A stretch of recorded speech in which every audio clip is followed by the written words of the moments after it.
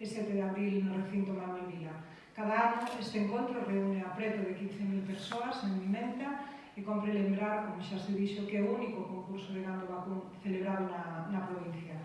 A min gustaríame convidar a todos os veciños a que asistan a esta feira para apoiar ao sector primario, piar da economía desta provincia e moi particularmente da comarca da Terra Chá e así redescubrir tamén todo o potencial que ten este como entorno dinamizador do rural. Falouse moito aquí xa da Moexmo, falouse da situación actual desta celebración deste evento e a min gustaríame facer unha reflexión sobre o nacemento da Moexmo e o seu desenvolvemento nos anos que viñeron detrás. Leva, como dicimos, máis de 30 edicións celebrándose, sen dúbida, naceu nun momento que era imprescindible para o desenvolvemento do sector agrogandeiro na nosa provincia, pero tamén é certo que o sector agrogandeiro mudou, evolucionou e mudou ao longo de todos estes anos. Por eso, tal vez, a reflexión que facía o alcalde do número de cabezas de gando hai que tela en conta, porque é probable que participen menos cabezas de gando precisamente porque disminúe o volumen o número das explotacións, pero incrementase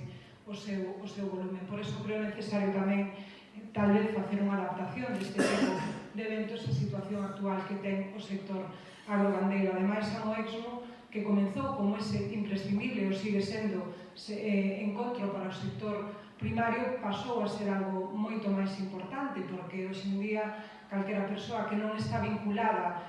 laboralmente ou económicamente ao sector agrogandeiro pode acudir perfectamente este día a Mimenta e disfrutar dun día de lecer, non? A Moexmo avanzou e convertiuse nun encontro sociocultural e dinamizador da comarca tamén moi importante, algo que eu creo hai que valorar positivamente. Dito isto, a mí me gustaría deixar tamén en riba da mesa o compromiso que dende esta institución temos co sector agrogandeiro da provincia, con todo o sector primario, porque sabemos é fundamental para o noso desenvolvemento, para as persoas que aquí vivimos e, sobre todo, para aqueles que vivimos non vivimos só no rural, sino que vivimos do rural, algo moi importante. Ese compromiso está en riba da mesa, pero tamén, como dixen, hai que adaptarse aos novos tempos, e a min me gustaría poñer un exemplo que temos dentro da educación como unha experiencia moi positiva, que é precisamente o centro de recría. Fai anos a ninguén se lle ocurría pensar que na provincia de Lugo podería haber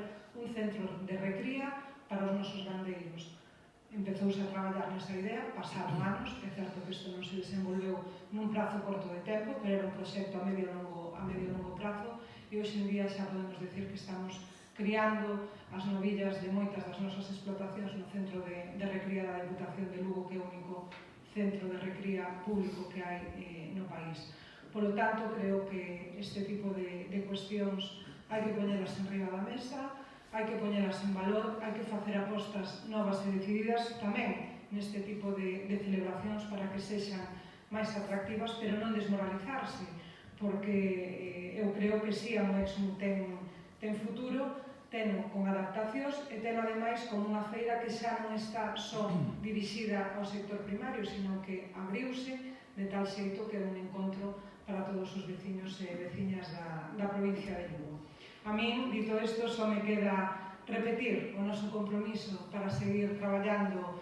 en defensa do noso rural e convidar a todos os veciños a que asistan esta fin de semana, os días 5, 6 e 7 de abril, a disfrutar de todo o que podemos encontrar en Mimenta, que vai a ser gando, por suposto, o piar da celebración da Moexmo, pero tamén moito máis, xogos tradicionais, un museo da Zoca que está recén aberto, que sen dúbida vai a ser de especial atractivo para as persoas que o visiten, a paisaxe deste concello, a gastronomía, que non nos podemos esquecer, e por que non, pois simplemente un paseo, un entorno natural que nos pode ofrecer este concello é un bon motivo para aproveitar e visitar a Moexmo. Moitas gracias.